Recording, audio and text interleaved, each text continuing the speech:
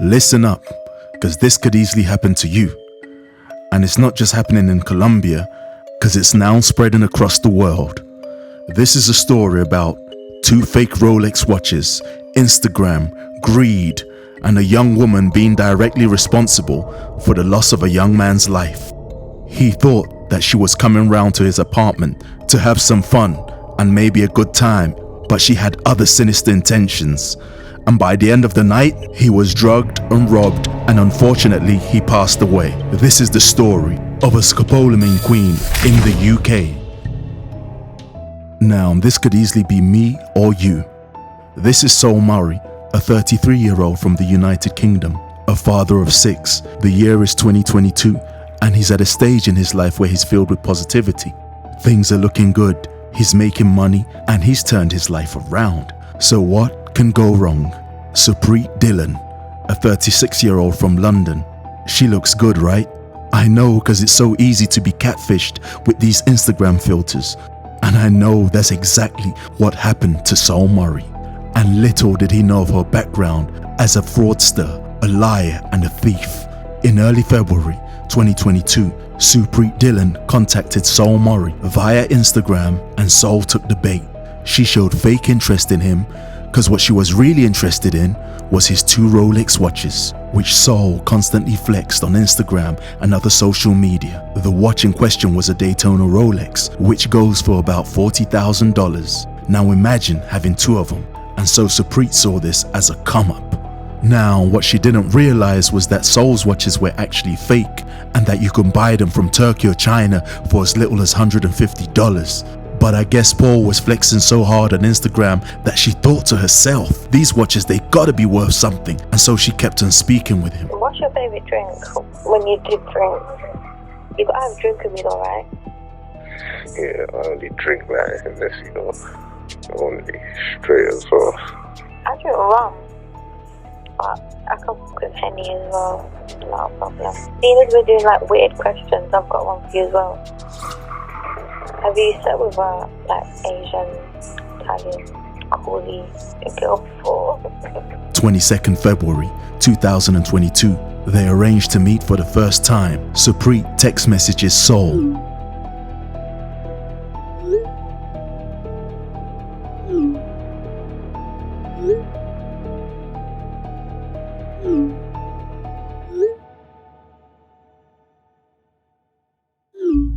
And with that final message, "Cool babe, see you soon," Saul never realized that his fate was almost sealed. But how could he? Cause this is a man who is no stranger to danger.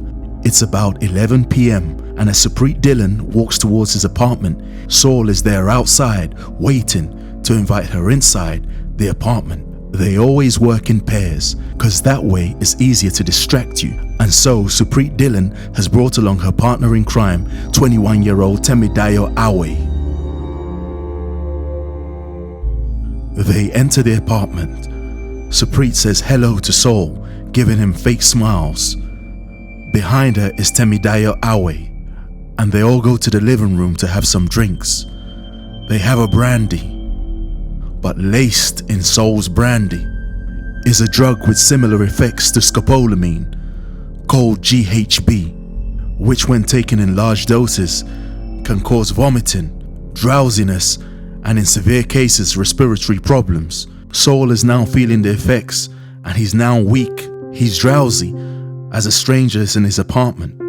Supreet Dillon at this point has made contact with her other partners who are outside, letting them know that she's gonna leave the door open so they can come in and rob Saul, who's at this point fast asleep like a baby. Temi then goes outside to signal to her crime partners her exact location. She is seen flashing a light to signal, "This is where I am, this is the apartment."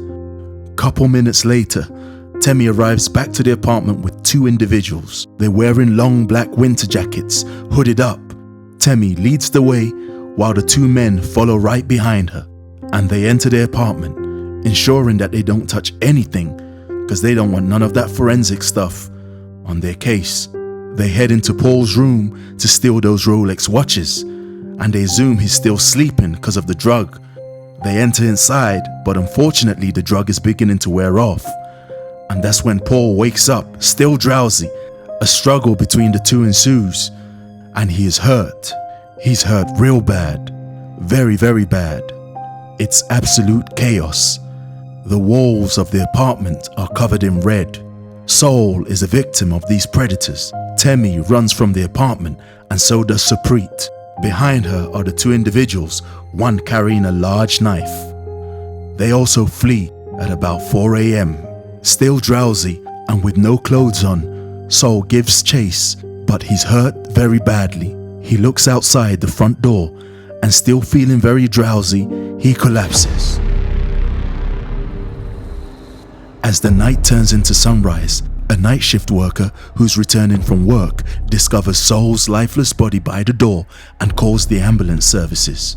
It's an emergency, and so they rush to the scene, but at this point Saul's body had been laying outside for at least over an hour. Paramedics do everything in their power to try and resuscitate him, but their attempts are futile. Saul passed away that night without making it to the hospital. Less than 24 hours later, police start reviewing CCTV footage and begin the process of reconstructing events. They had access to Saul's telephone, and so were able to download all the information on that telephone for further analysis, which revealed his conversations with Supreet Dillon, who was quickly apprehended by police shortly after. Supreet, this is Supreet Dillon. You're under arrest for murder. Arrested by the police, she was taken down to the station where she started hyperventilating and crying. She looked confused, and shortly after she was taken to the interview room for further questioning. Have sex with him? No comment. She played dumb, responding no comment to most of the questions posed to her. Investigators asked her why did she leave the door open and what was the motive for that, but you already know the answer, right? Who were you leaving the door open for? No comment. Why were you leaving it open? No comment. With access to Supreet's phone, they were able to track the second lady, Temidayo Awe, who is seen in the video behind Supreet Dillon. It came as a real surprise to her when she was arrested. Police broke down her door and arrested her. She claimed she doesn't know who Saul Murray is. She was then taken to the station for further questioning, where she tried to compose herself. At first, she tried to distance herself from all the events, painting a picture of an innocent university student. Yes? That I'm traumatized that I'm here, that I'm linked to any type of murder. Yeah. I don't know the poor soul, and I'm very gutted that he did. I didn't murder him. I didn't harm him in any type of way. I'm honestly just an undergraduate student. I just wanted to get my degree. Okay. I just wanted to say that. However, when it got real and Temi was faced with more serious questions and evidence, such as her jacket being the same that was matched in the video, her response was, you guessed it. That's your coat, isn't it? That's what you had on. Do you set Saul up No comment. to be murdered? No comment. Who was it who actually did the deed? No comment. This is all just not a coincidence. Your phone's there, Supreet's is there. That's not a coincidence. So why were you there? No comment. With Temi now understanding the seriousness of the matter, and with the amount of evidence stacked up against her, she burst into tears. But she still wouldn't reveal the two other individuals who were part of the crime. And so that's where the police upped their investigations by reviewing CCTV cameras and looking at automatic number plate reading systems. And with such a system, they were able to track a white Mercedes-Benz which had been in the area around the same time when the crime was committed. The number plates revealed that the car was a rental, and so the police went to the rental company and got the name of the person who rented the vehicle, Cleon Brown. He was already known by police and so taken in for further questioning. Using the car's GPS and CCTV cameras, they asked him what the car was doing near Saul's apartment. To 0205, the vehicle appears to be stationary on Holly Street. So as you can see, it's literally a street away.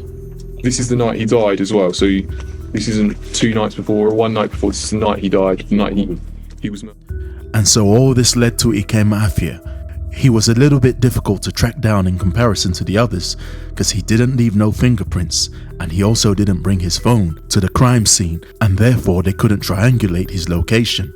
However, using the car's GPS, they discovered the car had once stopped at a KFC, and when reviewing the CCTV footage, they saw a man wearing the same jacket as the one in the murder of Saul Murray. Ikem Afia was quickly apprehended and arrested. The group were all charged with murder, and after a 10-week trial, they were all sentenced. Supreet, Cleon and Temi were convicted of manslaughter, while Ikem Afia was convicted of murder in the first degree and was sentenced to 25 years. Supreet Dillon and Temidaya Awe also confessed that they had drugged and robbed men on 6 different occasions. Supreet Dillon was sentenced to 10 years in prison, while Temidaya Awe was sentenced to 7 years in prison. Saul just wanted to progress, but his life was cut short. Care about none of these things no more, fam. I'm on one mission, yeah?